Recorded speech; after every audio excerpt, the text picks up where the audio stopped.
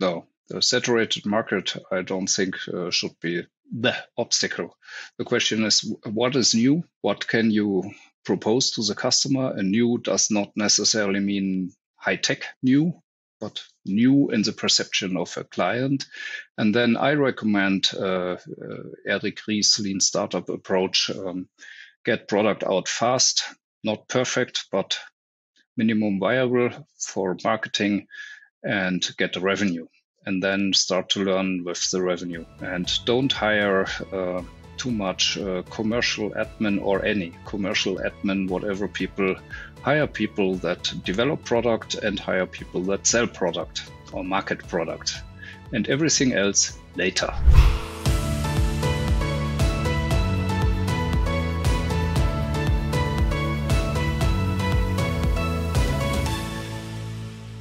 Welcome to another episode of Europreneur, the only podcast that introduces the EO members in our community from Europe, giving you a glimpse into what they do, how they did it, and what you can learn to be better in your business. So, Markus, how have you been? How's the snow going? Eventually, it's arriving, so I am eagerly waiting for it. I had some skiing over the New Year's period, and now I'm waiting that there is sufficient snow for ski touring, because that's one of my major hobbies. And you need a bit more than what you have experienced last week in Switzerland. We spent some time in St. Moritz, and actually up on the mountain, the ski was good. Like skiing in general, snow was good. But yeah, I've seen that some of the sports are not exactly the best, and they needed a bit more snow. Have you been doing this for years, I assume, right? Yes, I'm alpine skiing, I think, for 45 years, and ski touring for more than 10 years. It's amazing. Well, I think this is the time when we ask you to give a short glimpse, an elevator pitch, so our guests can know a little bit about you, and then we'll deep dive into your businesses. So my name is Markus Brehler. I'm an engineer by training, electrical engineer. Spent 12 years with a big tech company in Munich, and founded my first company in 2001 together with this tech company in a kind of a joint venture. It's called N-Ocean, and it does energy harvesting wireless, which means you just push a button, and with pushing the button, you create sufficient electrical energy to run a microprocessor and a radio to control your appliance or your lighting. So that's just one example of many sensors, and now it's in the Internet of Things space, and it's scheduled to be floated on the New York Stock Exchange in February, so next month. So I'm looking forward to this. I left this company after 10 years CEO and founded the next company again with this same tech corporation by the name of Caterva. What we did there, we combined energy storages, home-sized energy storages. So you have a rooftop PV and an energy storage in the basement.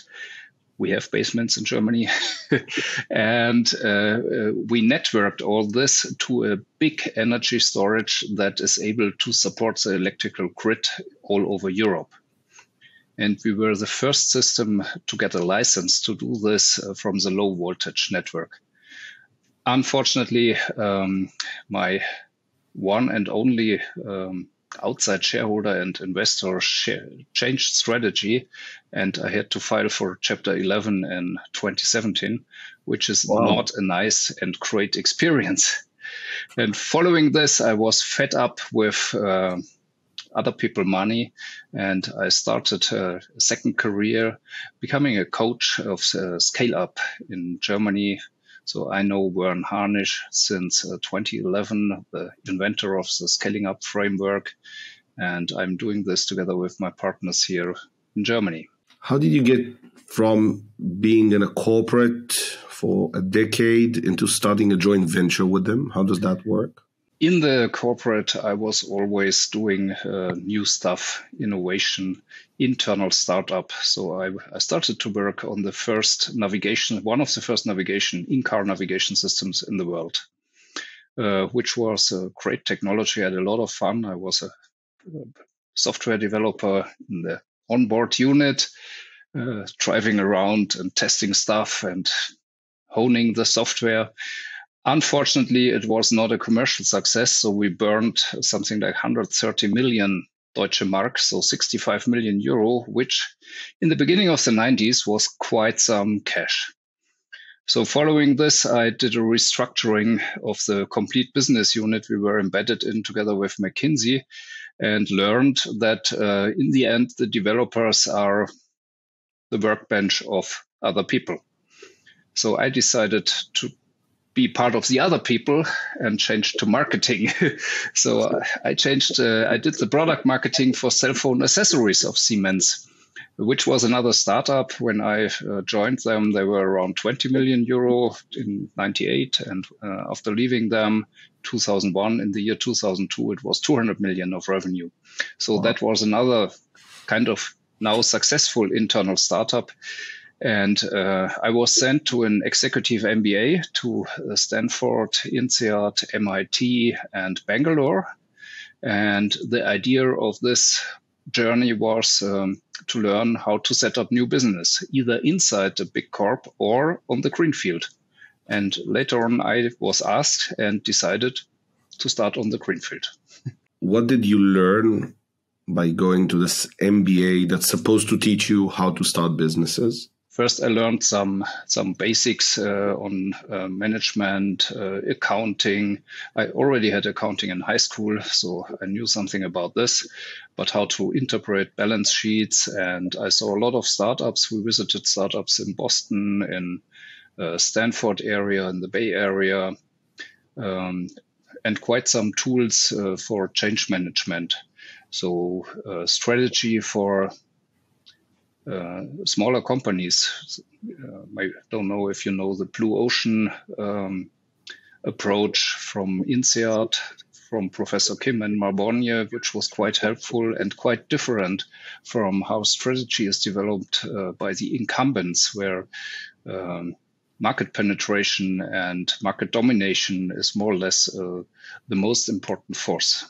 What made you came back and you say, okay, I learned some stuff, it opened my mind. What's the one thing you remember? One of these? Blue Ocean is the thing you took away the most?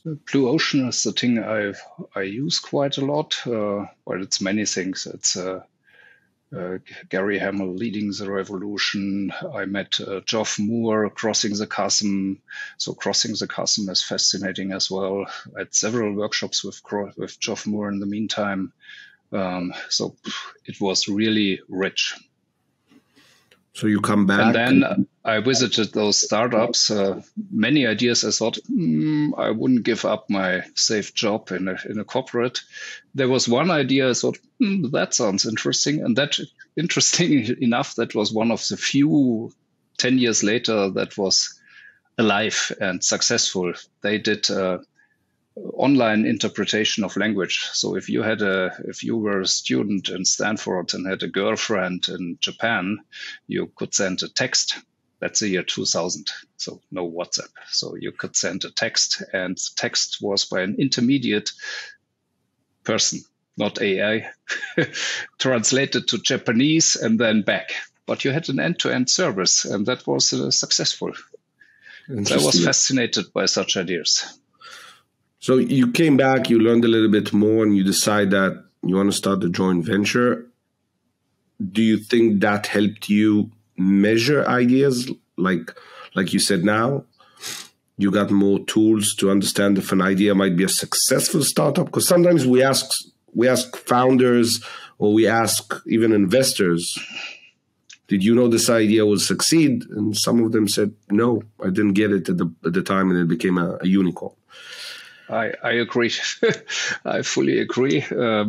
So we were naive, I would say. So coming from a big corporation, we made a business plan where we said, okay, from PowerPoint to 50 million euro revenue, that should be doable in 3 years. It's more or less some peanuts. Yeah. You know, what's 50 million? The company nowadays has not reached 50 million, and we are 22 years later. Wow. So that shows the naivety of things. And another naive thing is that looking at great technology, so many patents on this energy harvesting wireless. We were looking for a problem to be solved by this great technology. We identified problems. However, it took years to develop the market. When I combine this with my second approach of these lithium-ion storage systems, at the time I founded this in 2013, there were zillions of conferences, trade shows that were looking into stationary energy storage. So people were already talking about this. When I founded EnOcean in 2001, nobody talked about wireless sensors. There were some. You had this garage door opener, for example, but nobody had the idea to substitute all light switches, all thermostats with wireless. So we had to develop the complete market. So we had to do the technology part, which was not easy, and in parallel develop the market, which is one reason why it took so long. So I have a question for you, which I find interesting. I come from a marketing background. I meet a lot of companies and a lot of startups. They have this idea and they go for it. They'll know if it works or not very fast. In some cases, the ideas are not even that unique. So, for example, you might find a company that does landing pages. What you might say is a very saturated market. Yes. What's your differentiator? Would you do it? And they go from 0 to 10 million with 6 employees in 2 years. Yeah. And then you might be working for a decade to solve a big problem. When someone is now looking for their next venture, would you suggest to find a problem, or sometimes they have a solution, right? But the solution might take a decade to find the right market. I would not recommend the latter, to have a technology and need 10 years. Well, we identified the market faster, but knowing and developing is different. So I would not recommend to copy my approach because it's pretty costly. It takes a long time. In general, if you do stuff with hardware, where physical products are in and technology, it's typically longer than 10 years. I don't know many, if any, example where it's faster than 10 years to get close to cash flow positive, which is out of the time frame of all the venture capitalists who get money for 10 years. Yeah.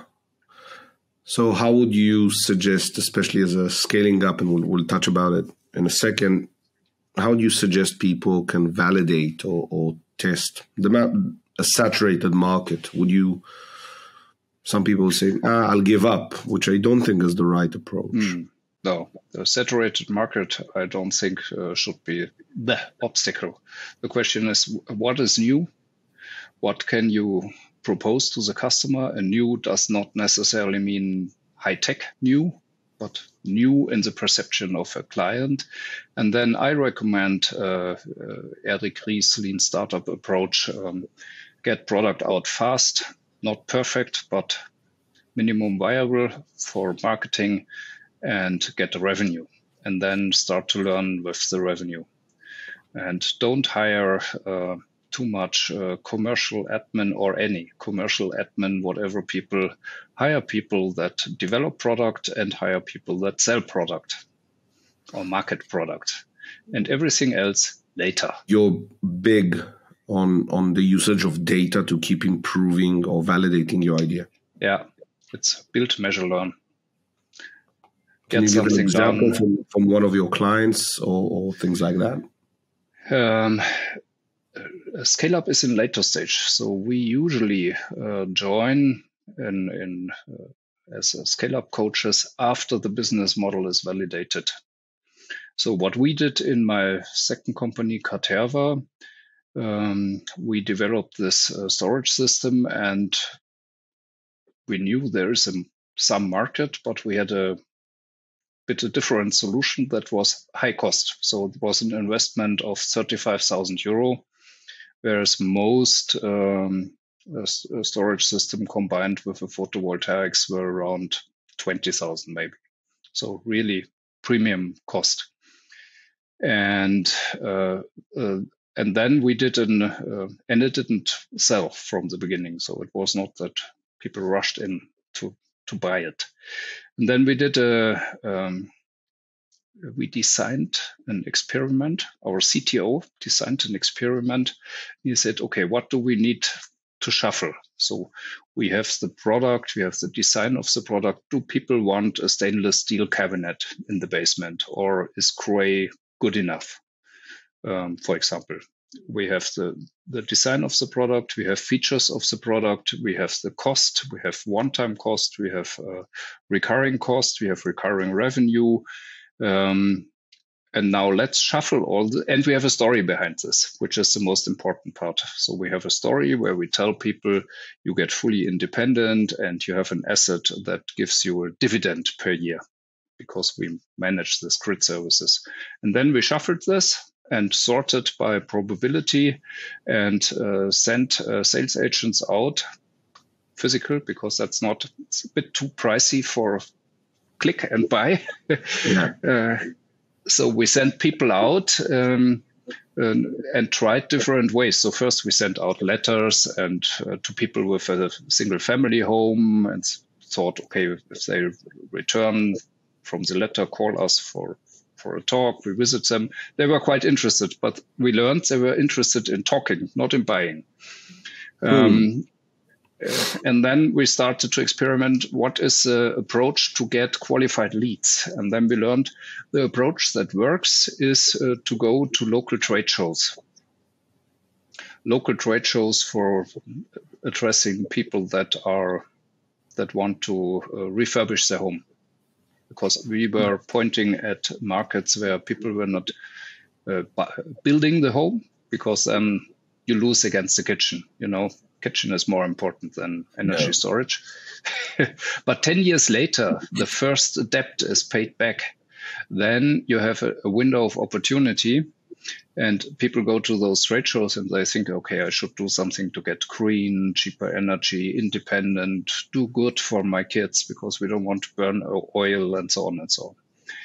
And that worked. So we got the leads from the trade show, and then we had follow-up, and then we sold stuff. So that's a build, measure, learn. What would be your suggestion or experience share when it comes to not stopping? Because a lot of people will test one or two ideas in terms of marketing and they say, it doesn't work. People don't want to buy it.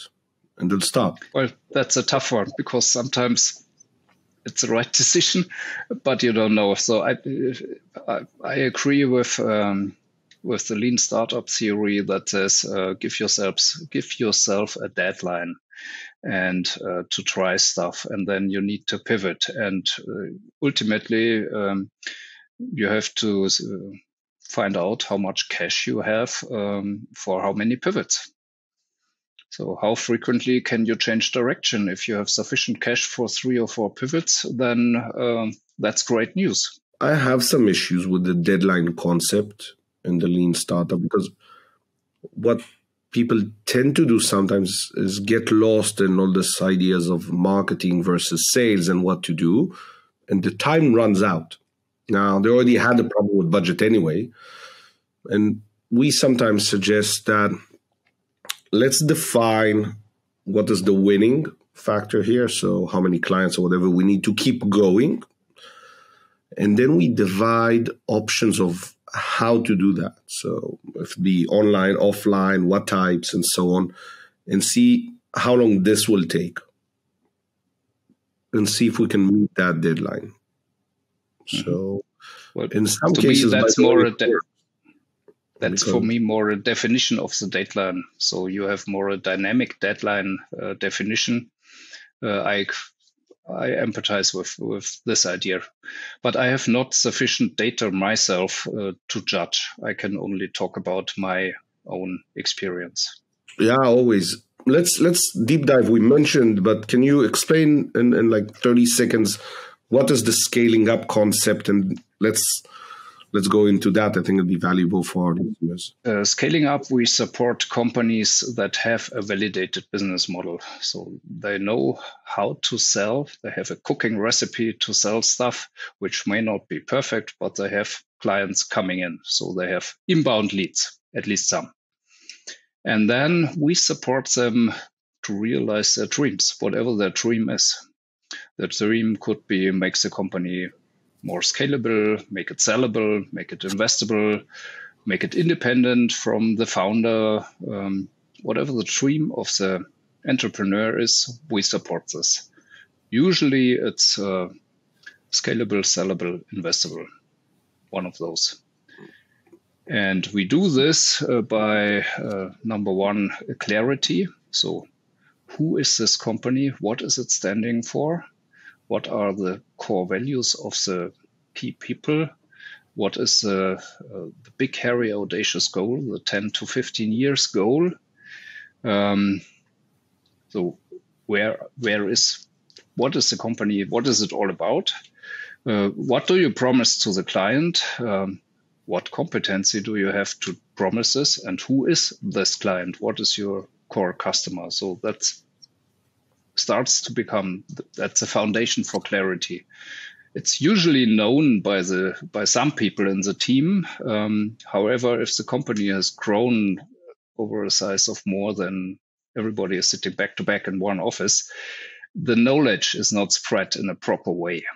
It's more implicit, and we're making this knowledge explicit and take it to short phrases, but phrases not in a negative sense. The phrase has to have a content, but it has to be short, because you cannot teach big books to all your stuff. You need short things. You need things like Southwest Airlines strategy saying, wheels up.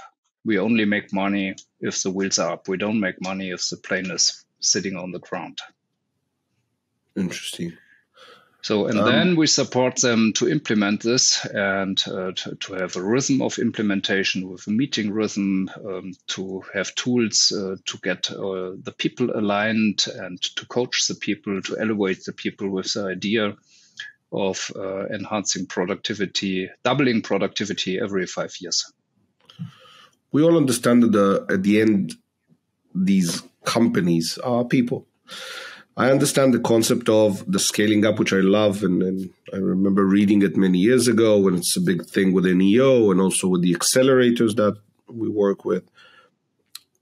A lot of people, mainly C-level CEOs and stuff, sometimes doubt whether they need help or support with they're going to teach me how to run my company, or they're going to teach me how to scale and implement, which I find for you and I assume it's the same as entrepreneurs. We keep learning. We keep going to workshops and stuff. We keep reading.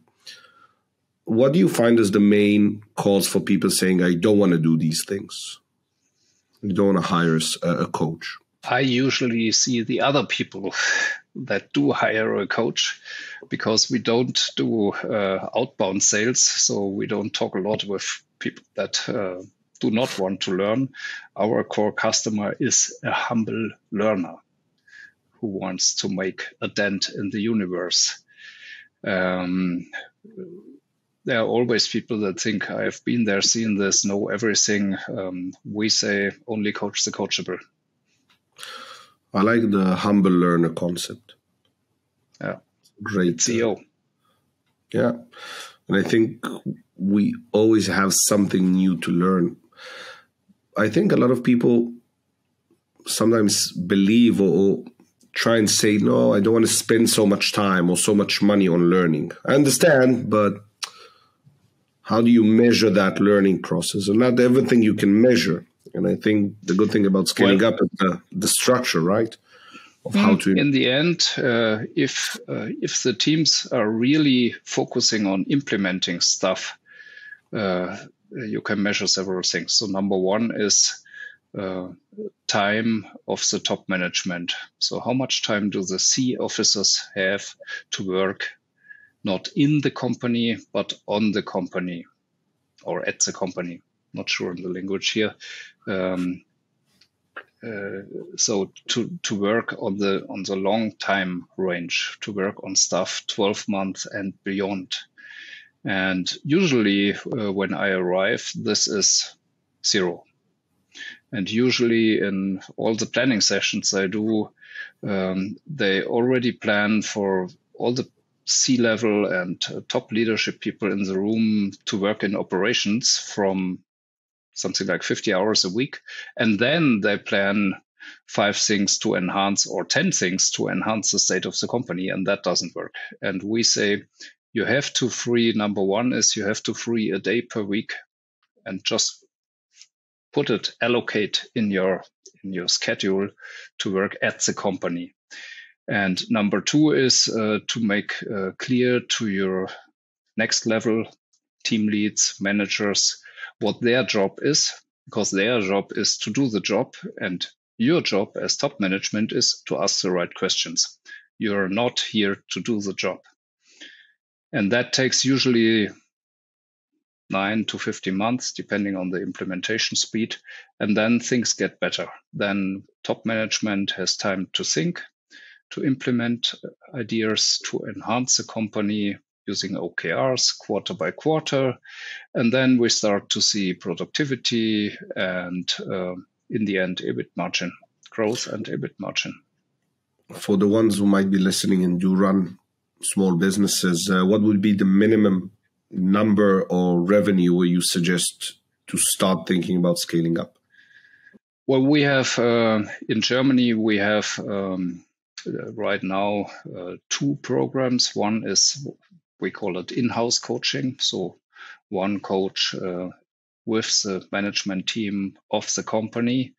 That makes sense with something like 5 million in revenue and 30 people, because as you mentioned, it's a people topic. So if you can make 5 million with 6 people, because it's all automated e-commerce, whatever, you don't need a Scaleup coach.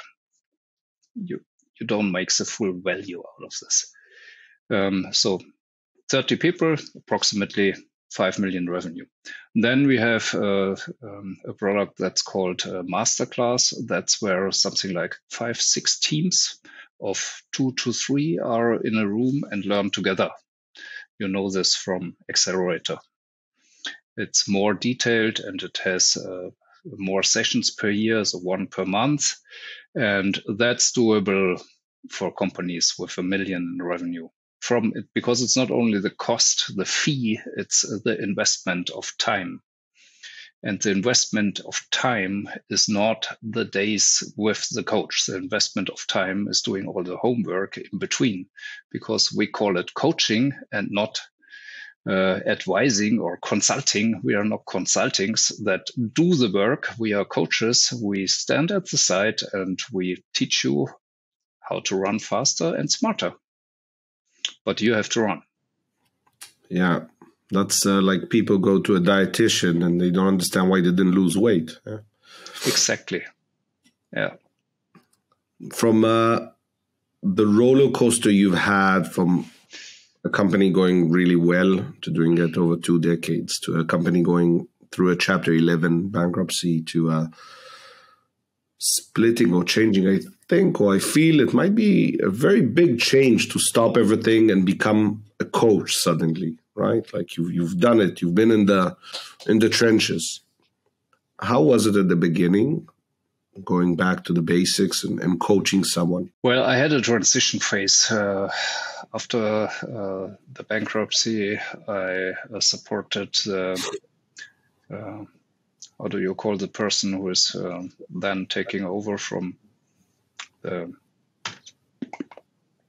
administrator? I supported the administrator to sell the assets. And then I was really trained. So I needed something like 3 months just off and support from my EO forum and looking for ideas. I'm still a shareholder of my first company, so I'm not wealthy. I need to work. I need cash flow from monthly revenue. And I knew Wern Harnisch since 2011 and used the tools from then on for my own company for companies I was invested on the side at that time. And I knew my German partners, Ralf and Nikolai.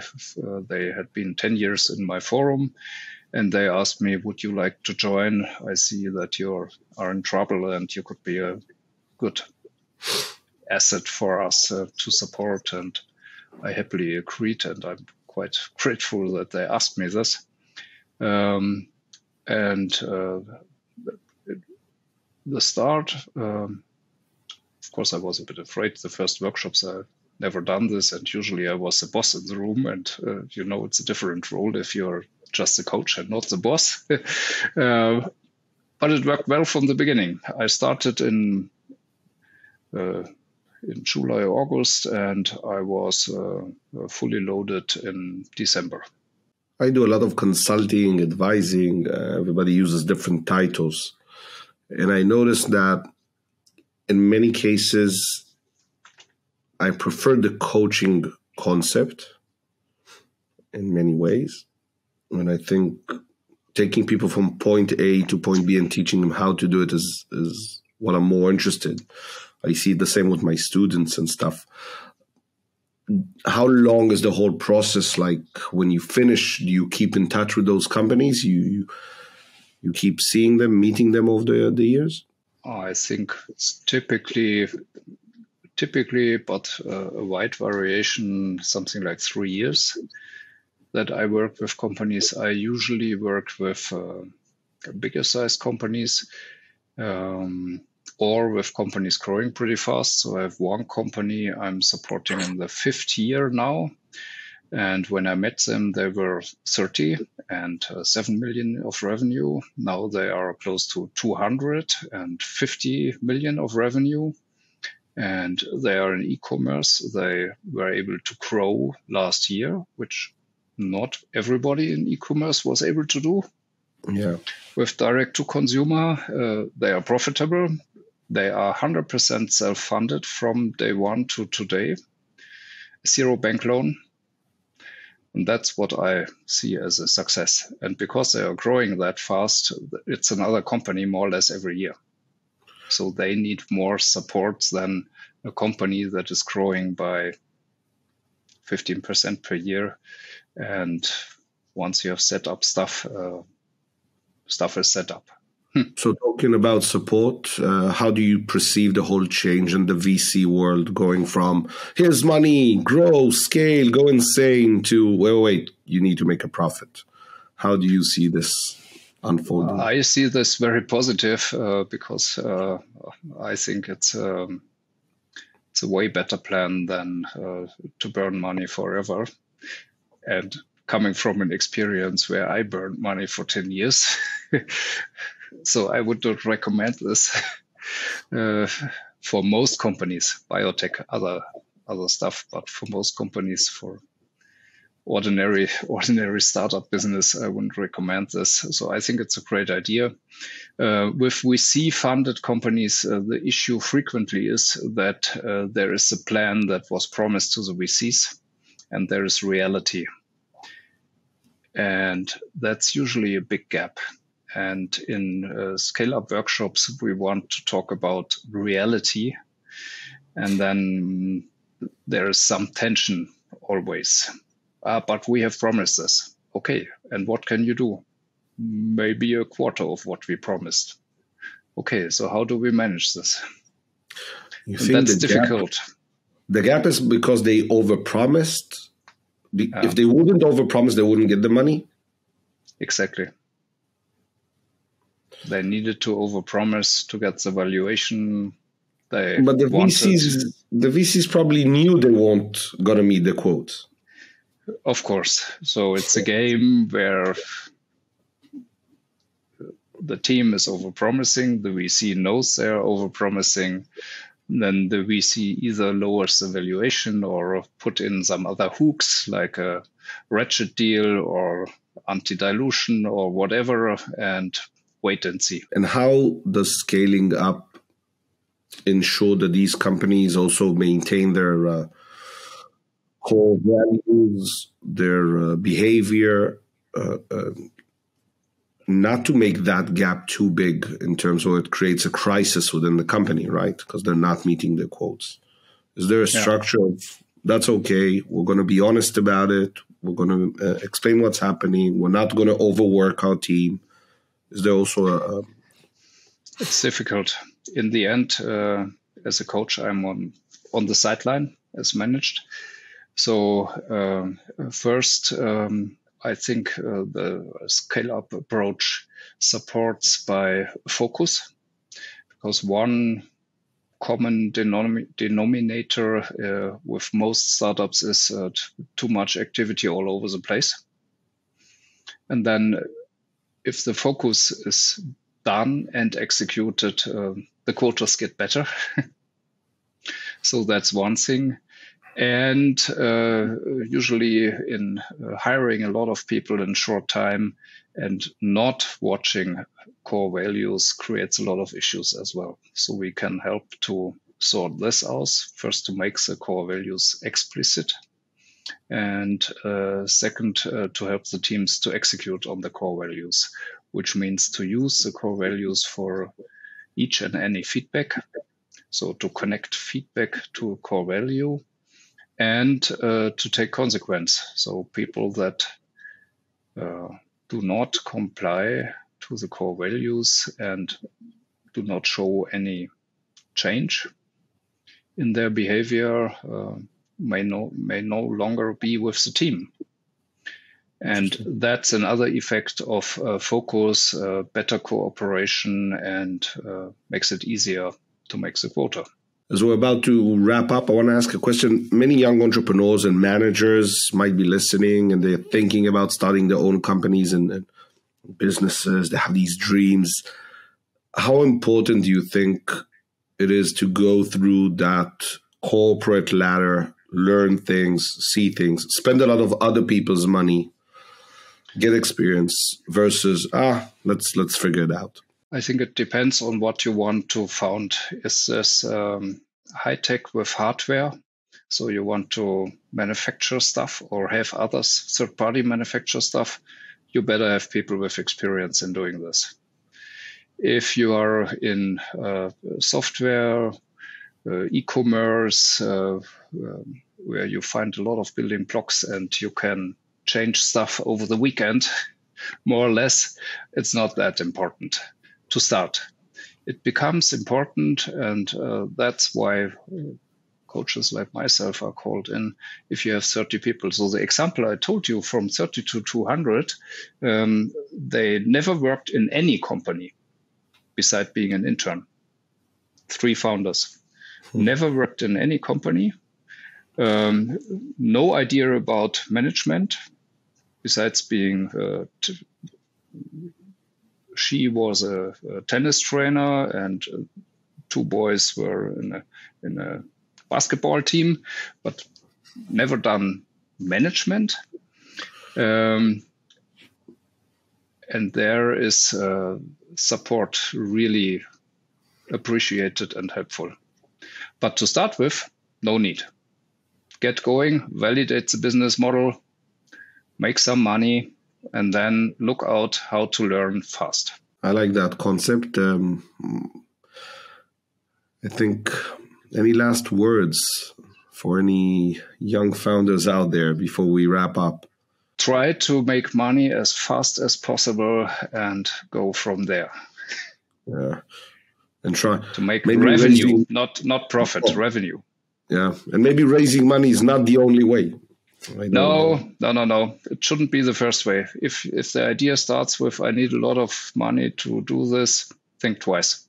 It's better to have first clients and some revenue, show that clients return, and then raise money, because something VCs don't like, may sound contradictory, is risk. And of course, the risk of a no product, a no revenue company is way higher than a company that has some kind of a product and some revenue. And the predictability for the founder is way better as well. I completely agree. Markus, I want to say thank you very much. You're welcome. Thank you. My friends, thank you for listening. Thank you for being here. if you want, YouTube, Spotify, Apple, wherever you can think of, we're there. Go listen, and I'll see you next time. Markus, thank you very much for being here. Thank you for having me.